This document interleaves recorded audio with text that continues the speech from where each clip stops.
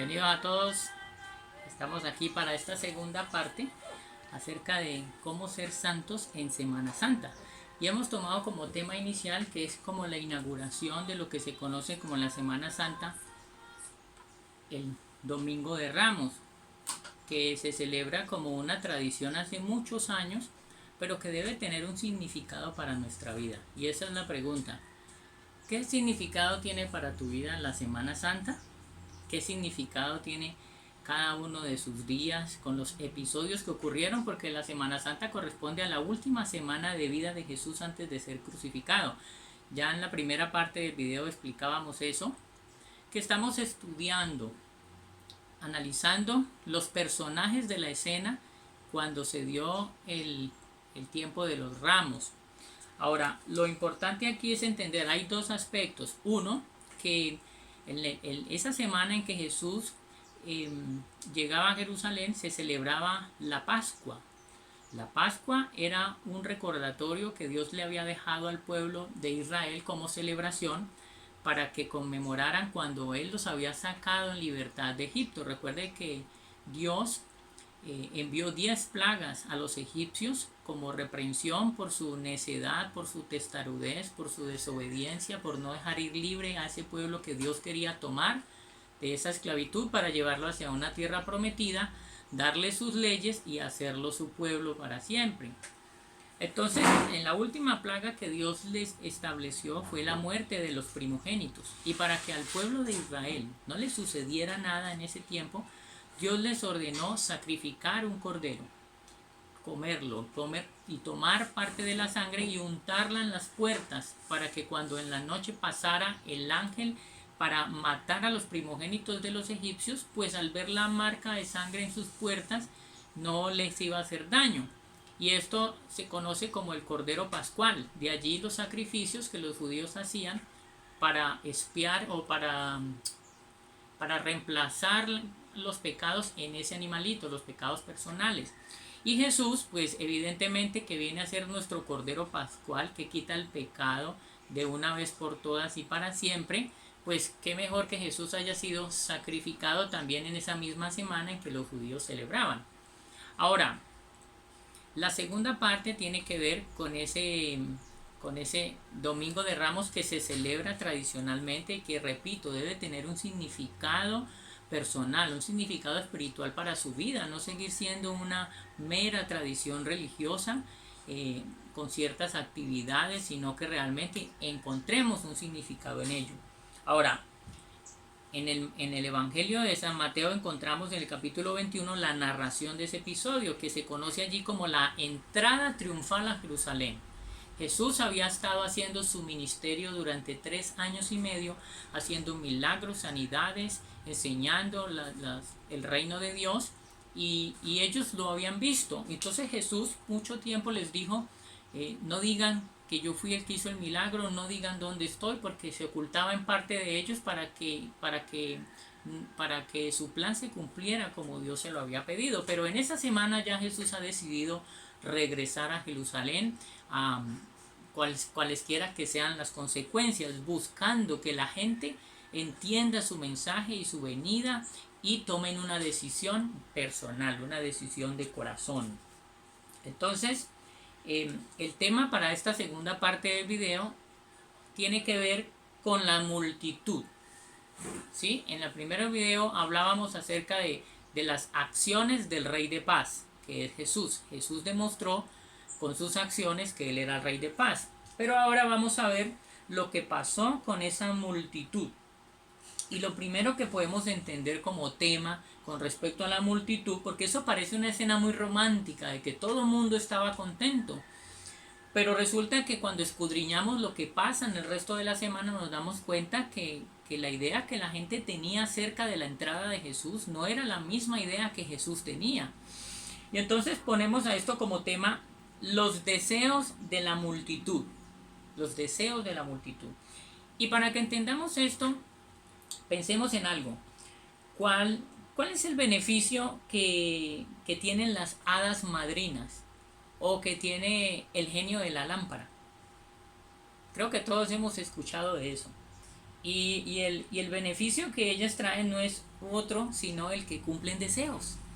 Cumplen deseos. Y mire, por más irreal y fantasioso que esto sea, porque todos entendemos que eso es una fantasía, pienso que ninguno, alguna vez o ninguno nunca ha dejado de decir, ay, si a mí se me apareciera la hada madrina, si yo encontrara la lámpara del genio, yo sabría cuáles 3 deseos pedir. Y hacemos eso nunca pensando que van a ser para deseos por el resto de la gente. Vamos a pensar en nosotros. Así pidamos tener mucho dinero para ayudar a los niños pobres. De alguna manera estamos pensando en nosotros mismos. Ahora, ¿qué demuestra esto?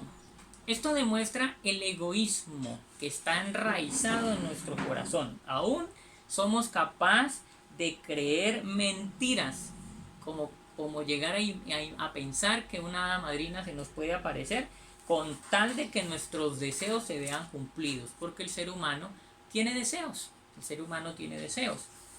Ahora, vamos a mirar aquí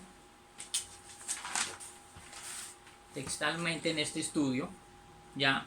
Y lo primero que encontramos con respecto a los deseos de la multitud era que ellos, en medio de sus gritos, ellos y de su de jolgorio y de su bienvenida, ellos decían: Jesús, queremos un rey con tu poder, pero no queremos un rey con tu corazón. Es lo primero que ellos hacen notar. ¿Por qué? Vamos a leer aquí textualmente. Dice: el clamor de la multitud. Jesús probablemente había esperado ese pollino de asna en la aldea de Betania, que estaba a 3 kilómetros de Jerusalén. Recuerden que el día anterior, que es sábado, Jesús fue ungido en Betania por una mujer y él dijo: esto lo ha hecho ella antes de mi sepultura. Entonces, digamos que estaba muy cerca. Y la multitud estaba lista y la multitud iba creciendo mientras se aproximaba a Jerusalén. Imagínense ese tumulto de gente cuando se hace una caravana. Y entonces empiezan a ver las 3 cosas. Y es que la gente decía: queremos un rey con tu poder, pero no queremos un rey con tu corazón. Algunos habían caminado con él desde Jericó. Ellos sabían que él había abierto los ojos al ciego Bartimeo. Este hombre poderoso había alimentado a multitudes con pan y con peces de manera gratuita. Y todos se habían enterado de que hacía poco había levantado a Lázaro de entre los muertos, como dice Juan 11:38. Jesús tenía el poder que la multitud quería ver, pero todos querían un rey con el corazón de Barrabás. ¿Recuerdan a ese personaje? Barrabás trató de cambiar el mundo con la violencia. Él era culpable de comenzar un alboroto y de asesinato. Esta clase de rey era lo que la multitud quería. Querían un rey que pudiera derrotar a los romanos. Con el poder que tenía Jesús, él podría traerles la libertad política que tanto ansiaba. Entonces pensemos en esto. Querían libertad, querían el poder de Jesús, porque ya lo había demostrado, pero no querían ese corazón. Y la pregunta entonces empieza a ser es para nosotros, ¿ya? Y es: Jesús dijo: aprendan de mí, que soy manso y humilde de corazón. Ese era el corazón de Jesús. Pero la pregunta es para ti. Es: ¿por qué tú hoy día? Porque recuerda que Jesús está vivo, Jesús es real y Jesús sigue actuando en la vida de las personas. ¿Por qué tú anhelas más el poder de Jesús que su corazón? ¿Por qué amas más que Jesús haga milagros en tu vida más que el corazón de Jesús de ser manso y humilde de corazón? ¿Será acaso porque amas demasiado esa falta de consagración en la que vives? Y lo decíamos: delitos sexuales, mentiras. La gente vive amañada con ese tipo de circunstancias, de vivencias. ¿Cómo resuelves los problemas? Con violencia, con palabrerías, con abusos. La gente vive contenta con eso, pero la pregunta es para tu corazón. Ahora, ese deseo es el que nosotros tenemos que presentar delante de Jesús. Si realmente Jesús es el Rey de paz, En esa celebración de la entrada triunfal a Jerusalén, donde la gente gritaba Hosana, debemos es entregarnos a Jesús de corazón.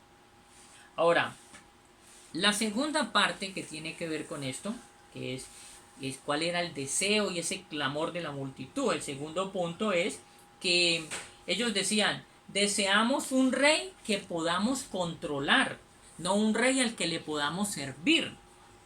Y entonces en eso dicen, algunos habían caminado con él desde Jericó.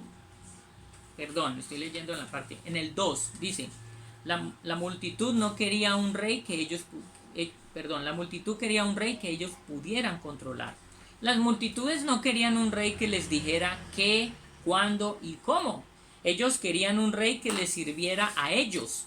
Trataron a Jesús como si fuera un rey. Y lo dice, y la multitud, que era muy numerosa, tendía sus mantos en el camino, y otros cortaban ramas de los árboles y las tendían en el camino. Mateo 21:8. Pero ellos se sentaron en el trono donde se debía haber sentado el rey. Ellos querían decirle al rey lo que tenía que hacer y cuándo lo tenía que hacer. Aunque la palabra Hosana significa sálvanos, sus palabras eran una mezcla de alabanza y de órdenes. Porque en el fondo decían, uno puede clamar, sálvanos, pero también podría decir, sálvanos, sálvanos, estamos oprimidos. Y era esa mezcla. Y la gente que iba delante y la que iba detrás aclamaban diciendo, Hosana al Hijo de David, bendito el que viene en nombre del Señor, Hosana en las alturas. Ese es el versículo 9. Ahora, esa frase que ellos decían, esa declaración, ya estaba escrita por allá en el Salmo 118, versículos 25 y 26. Y era una proclamación de advenimiento, de pedir esa venida de ese Mesías. Pero ellos la repetían de manera religiosa, como que la entendían, pero no estaba en su corazón en una actitud de entrega. Ahora, la escena, esto empieza a mostrar que no es tan romántica como pensamos.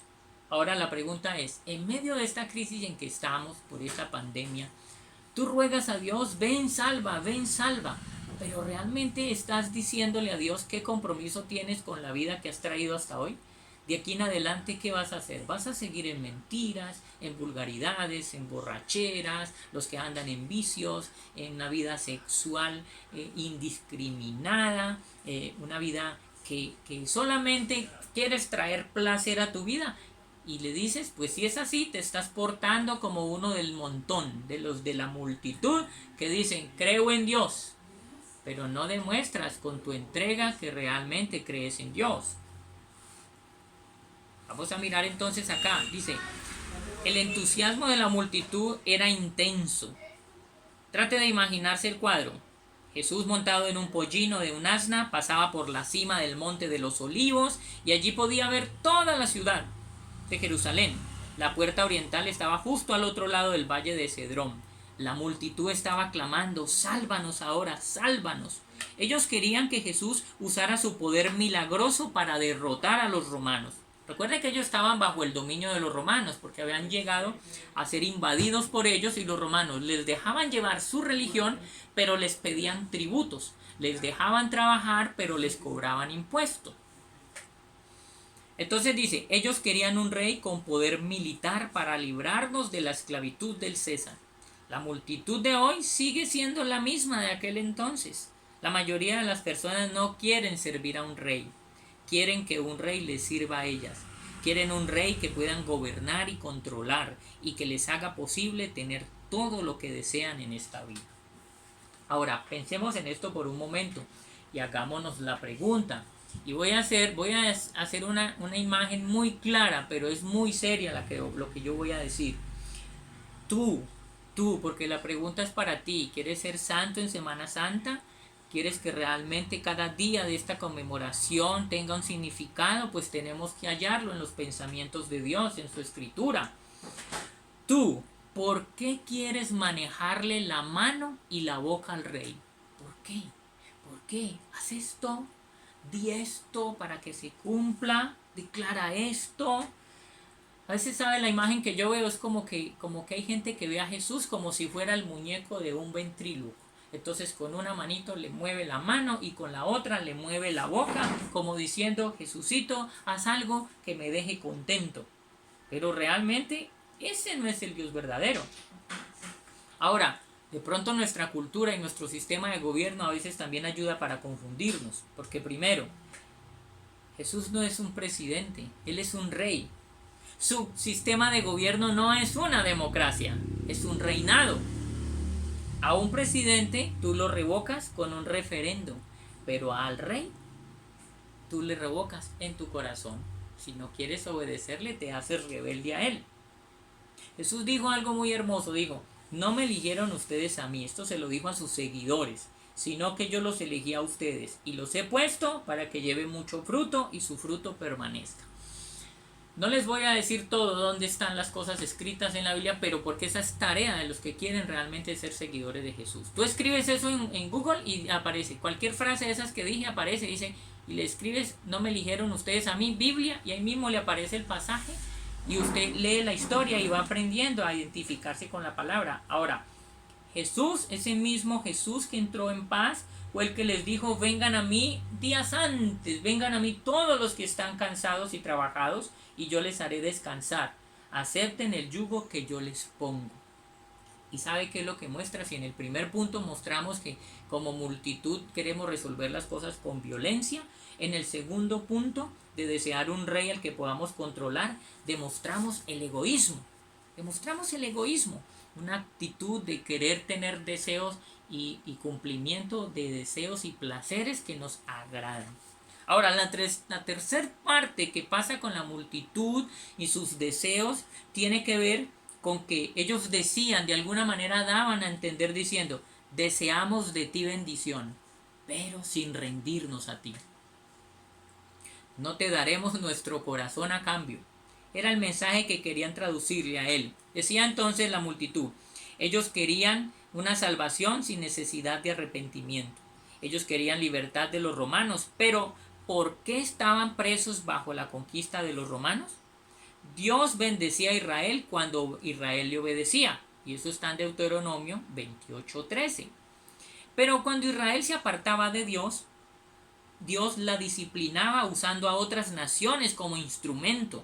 Dios había usado ya a muchas naciones como habían usado a los medos, a los persas, a los asirios, a los caldeos, a los griegos y por último en esta época estaba usando a los romanos para disciplinar a este pueblo de Israel con otras naciones. Es claro que los judíos no querían caminar con Dios cuando Jesús vino a la tierra. Qué triste que nosotros digamos así, estamos en la inmunda, pero aún así no levantamos los ojos al cielo para decir, Jesús, tú que entraste como Rey de paz a Jerusalén, entra a mi vida, entra a mi corazón. Ellos no habían sido fieles a Dios, por tanto Jesús les habló en parábolas. Él no quiso recompensar esa infidelidad dándoles nuevas enseñanzas espirituales. Los judíos estaban muy apartados de Dios. Cuando Jesús vino al mundo en forma humana, ellos ni siquiera lo reconocieron y no le recibieron. En lugar de eso, ellos lo crucificaron. Una multitud que estaba muy confundida. Pero ¿sabe qué es lo bonito? Que aún así, Jesús notando eso, siguió con su plan de amor. Ese plan donde está escrito tu nombre. Allí donde estés está escrito tu nombre, un plan que rescata de la esclavitud del pecado. La multitud necesitaba arrepentirse. La salvación siempre viene después del arrepentimiento. ¿Y qué es el arrepentimiento? Sino en el original, en griego, la palabra quiere decir metanoia, de donde viene la palabra metamorfosis. Y para este campo quiere decir entonces un cambio de vida, un cambio de pensamiento. Vas caminando hacia lo malo donde no obedeces a Dios y de repente al escuchar un mensaje como estos de parte de Dios reflexionas y dices, ya no voy a andar más en ese mal camino. Y esa es una primera parte, que tú desees no andar en un mal camino. La segunda parte tiene que ver con hacia dónde te vas a dirigir de ahí en adelante, y es consagrarte hacia Dios. Eso es la santidad, vivir apartado para Dios. O sea, te apartas del mal, pero te diriges hacia el Señor. Y dirigirse hacia el Señor es convertirse en seguidor de Jesús. Ahora, en esa parte, miramos aquí la pregunta. La pregunta para cada uno de nosotros es: ¿por qué tú quieres y pides bendiciones de parte de Dios sin cumplirle con sus requerimientos? ¿Por qué quieres solamente ser un hijo? ¿Cómo se llama eso? Un hijo interesado. Y imagínate si tienes hijos. ¿Qué más triste que un muchacho solamente le dé un beso a uno cuando quiere dinero? ¿Qué más triste que un hijo solamente le hable bien cuando necesita las llaves de la moto o del carro? Eso es triste. Esa tristeza se produce en el corazón de Dios cada vez que tú y yo solamente le buscamos, porque sabemos que Él tiene poder, que Él puede hacer cosas que nosotros queremos, pero no queremos entregarle nuestro corazón. Eso tiene un nombre y recalca lo mismo que dijimos en el inicial video: independencia. Lo que muestra aquí las tres partes de la multitud son la violencia con el que queremos resolver usando el poder de Dios, el egoísmo, que solamente queremos cumplir nuestros deseos, y la independencia, que queremos bendición sin comprometernos. Pero Jesús dijo algo así: si alguien quiere ser mi seguidor, niéguese a sí mismo. Es el orgullo y el egoísmo. Tome su cruz cada día. Sea capaz de sufrir por Dios y por los demás hasta el resto de su vida. Y sígame. Eso es seguir, una actitud de obediencia. Ahora, la pregunta aquí también es, miren, este pueblo que no atendió a Dios fue un pueblo que antes, en lugar de Dios de quitarle el yugo de los romanos, se lo aumentó más.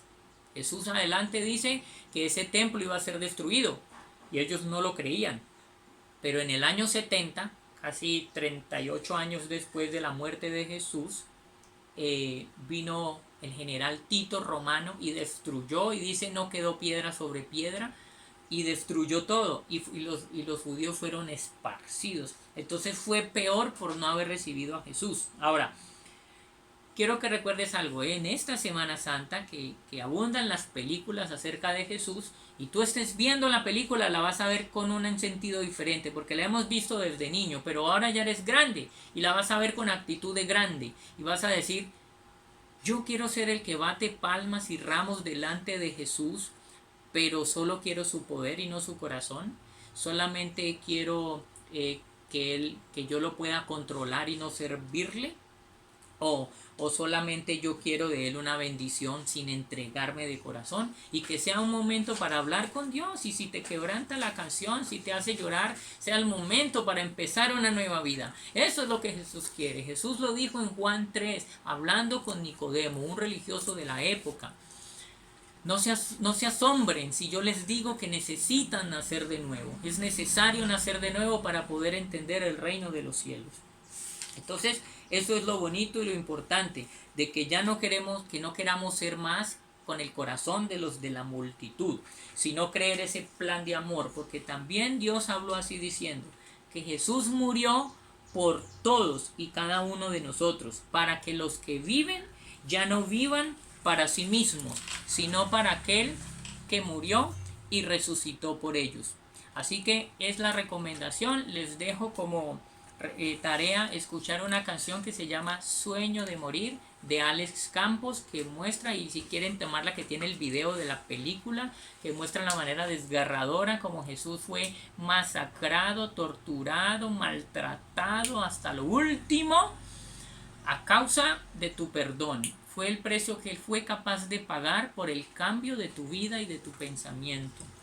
Y que sea esa la canción que nos ayude a reflexionar, para que realmente entendamos que ese Hosana sea un Hosana de vida, de realmente salvación, de clamor. Nos vemos en el próximo video, donde vamos a hablar acerca de los religiosos de la época, los que criticaron el acto de Jesús y por qué lo hicieron, porque tampoco tenemos que tener ese corazón. Bye.